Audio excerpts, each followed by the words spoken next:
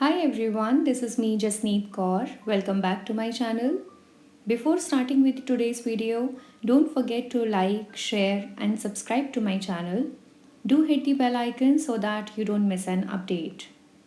In today's video, we will be continuing with the chapter 10 of class 12, which is Management of Support Services, Institutions and Programs for Children, Youth and Elderly. This video would be part 3rd. For all the parts of this chapter, do check out the description box below, or you can click on the top right corner of your screen. In the last video, we have briefly discussed that why children are vulnerable and what kind of conditions children go through, as well as legal acts which work for the upliftment of children. In today's video, we will discuss about certain institutions, programs and initiatives which are there for children across all the age groups. So we have 4 initiatives which are undertaken by government and non-government organizations. These are Integrated Child Development Services, SOS Children's Villages, Children's Home and Adoption. Starting with Integrated Child Development Services, also known as ICDS.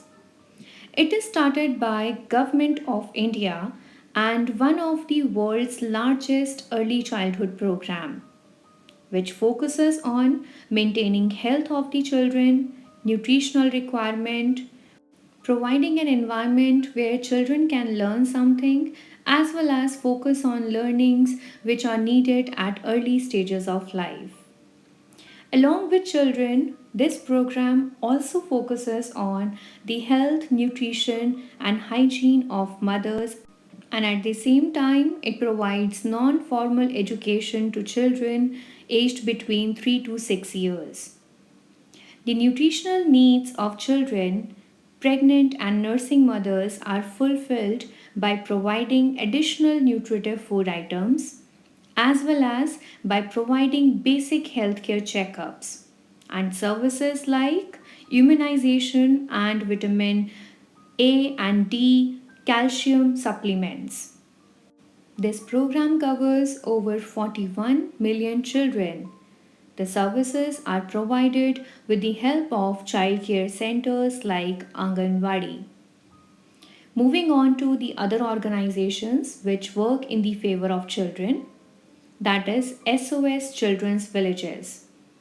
The name SOS Children's Villages emphasizes the call for attention to children in need worldwide.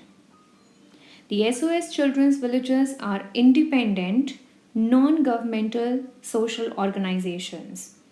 These organizations focus on providing love and care to children over a long period of time, approximately till 24 years of age, and focuses on the children who have lost their parents and those children who have nobody to look after them.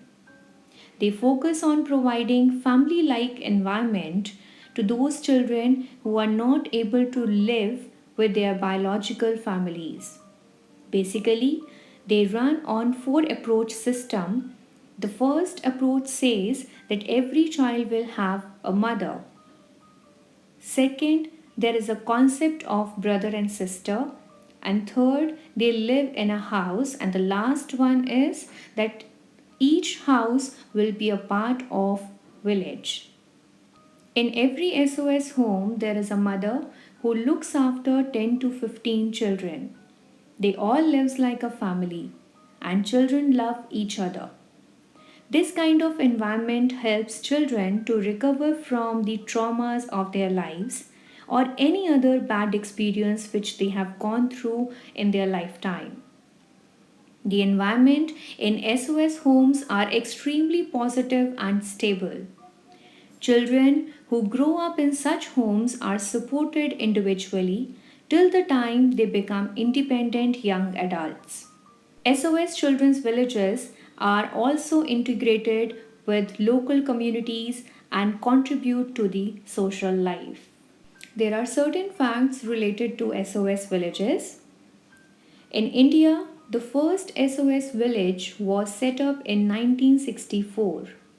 It caters to around 6,000 needy or abandoned children in 40 unique villages across the country. SOS villages provide immediate assistance with emergency relief programs in many natural disasters in India. Example: earthquakes, cyclone, tsunami, etc.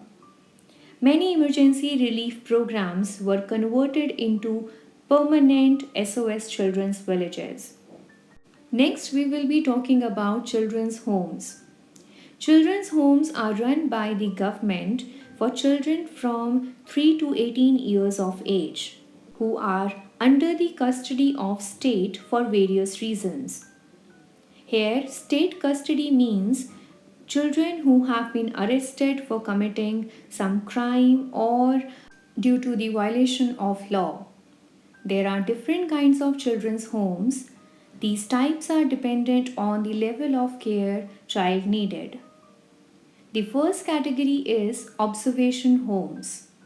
In this, children stay temporarily till the completion of an investigation. Here, the focus would be given to find out parents and collect information about family background. The next category is special homes.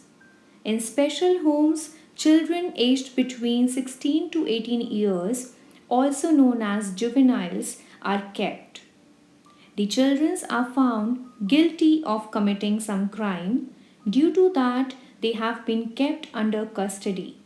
But in such homes, it is ensured that the child should get proper care. The next category of children's home is juvenile children's homes. In this, children whose families are not traceable or unfit, dead, or simply unwilling to take the child back stays. For such children, government is responsible for providing room, education, boarding, and skill-based training so that they can become responsible and independent citizens. Most of these homes are run by government in partnership with NGOs.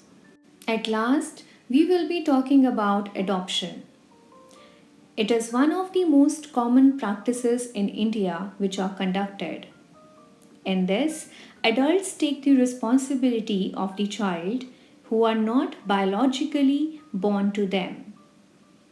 It is the process of bringing child legally into the family.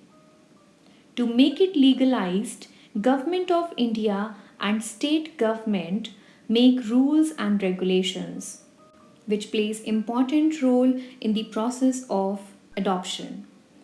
The government and non-government organizations provide a final deliveries in the process of adoption. For making this process of adoption smooth and ethical, the Government of India, under Supreme Court advice, constituted the Central Adoption Resource Agency, also known as CARA, which helps in setting up guidelines for adoption to safeguard the welfare and rights of children.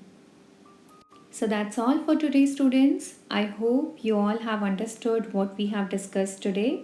If you come across any doubt, do let me know in the comment section below. I will see you soon with my next video. Till then, bye bye and stay blessed.